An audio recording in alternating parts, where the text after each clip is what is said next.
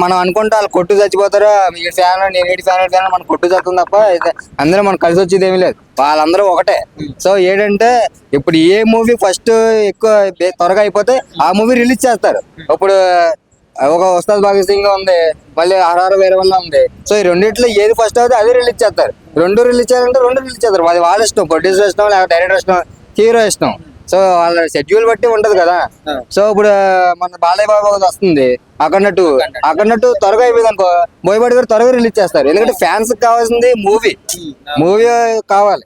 వాళ్ళు ఎంత త్వరగా వాళ్ళ మూవీని కంప్లీట్ అవుతే అంత త్వరగా ఫ్యాన్స్ ఆనందంతో ఉంటారు కదా, ఎదురు చూస్తూ ఉంటారు.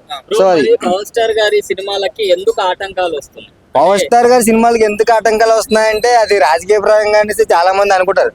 యాక్చువల్లీ అది రాజకీయ పరంగా కాదు, డైరెక్టర్ వల్ల అవ్వచ్చు, లేదా ప్రొడ్యూసర్ వల్ల అవ్వచ్చు, లేదా హీరోకి టైం లేకపోవచ్చు, అంతే తప్ప ఇది వేరే ఉద్దేశం అయితే కాదు.